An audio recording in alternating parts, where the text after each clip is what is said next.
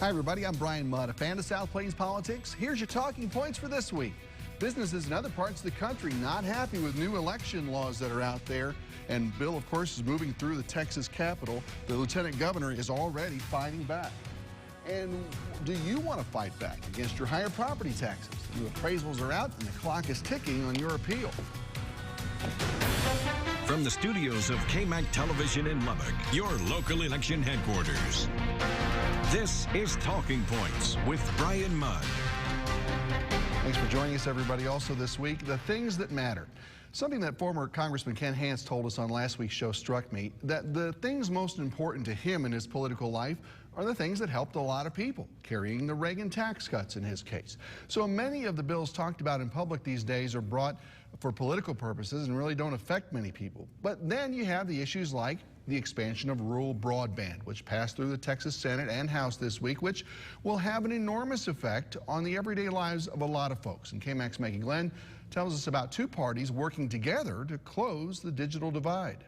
They call it the last mile. Former Texas Education Agency Commissioner Robert Scott has been advocating for better internet access for students in rural communities like his even before COVID. Whether it's a natural gas line or a phone line or an internet connection, where I live, it is 3 miles to my mailbox.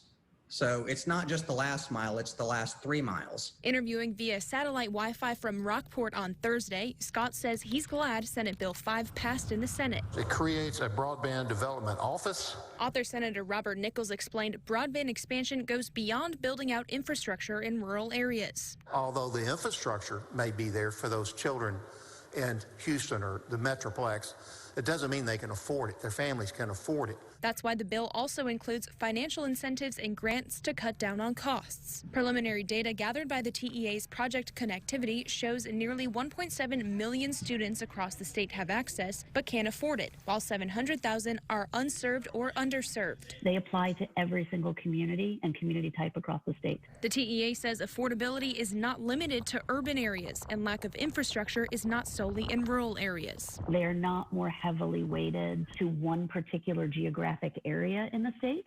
They are spread across the state. In Austin, Maggie Glenn, KAMC News.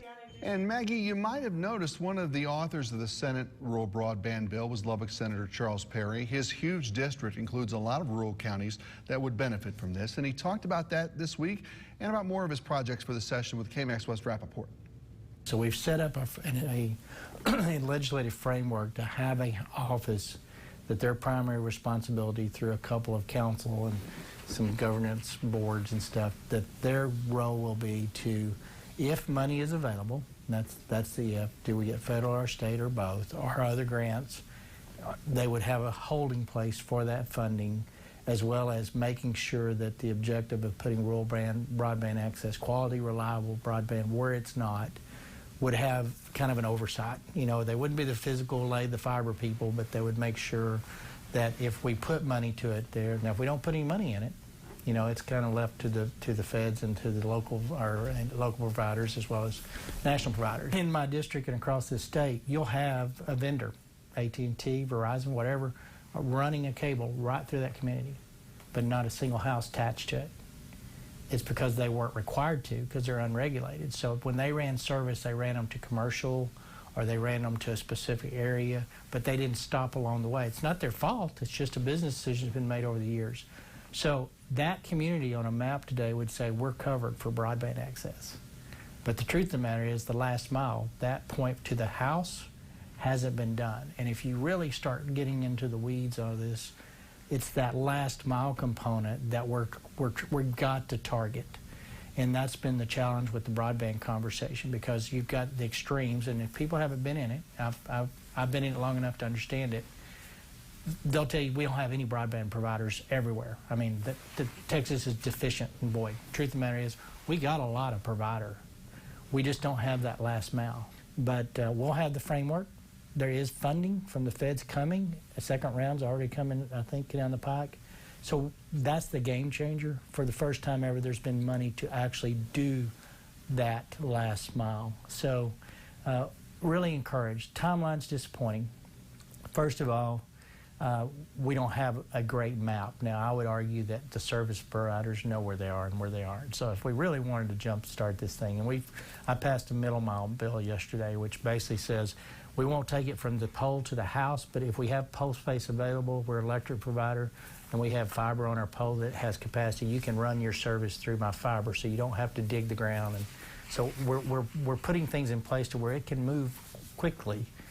But I'm thinking if it goes on its current trajectory without a lot of the middle mile providers being able to have a provider go onto the fiber, we're looking at probably 4 to 6 years, probably possibly before we really have a dent on some of it. And I thought we could probably be full on board within 2 years.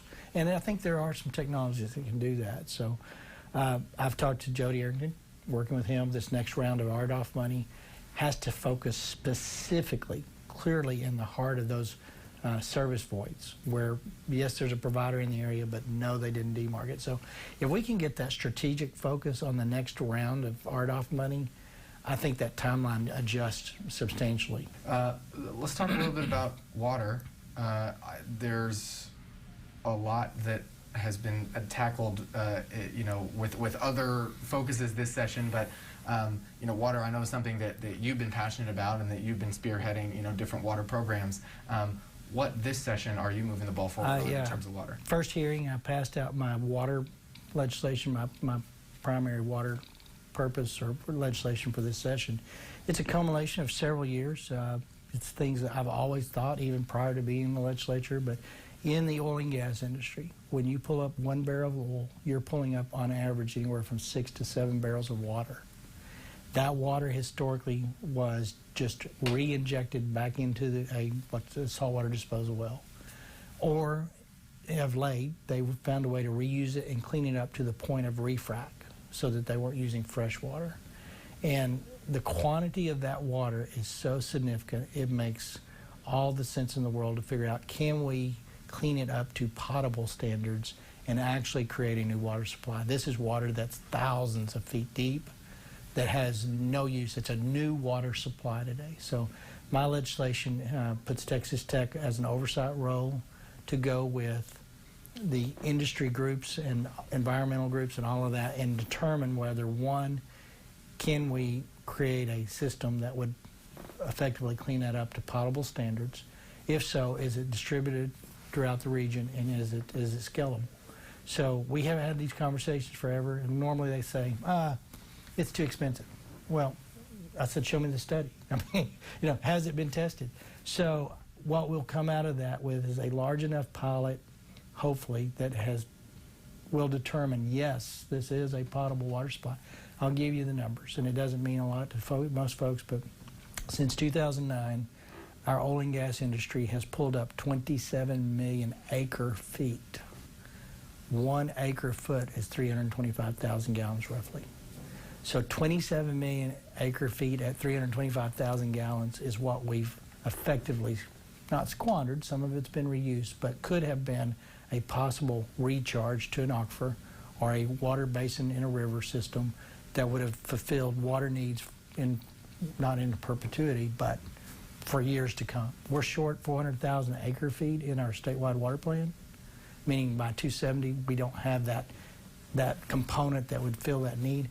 That's 400,000 acre feet. We've missed 27 million acres of 27 million acre feet of water. So this study is intended to put that question to task, run the economic studies, run the technologies. The technologies exist. We can clean it up to that. The question is, at what cost, and if so, can we recover the cost through deployment into a water system? And we're going to put that answer to bed.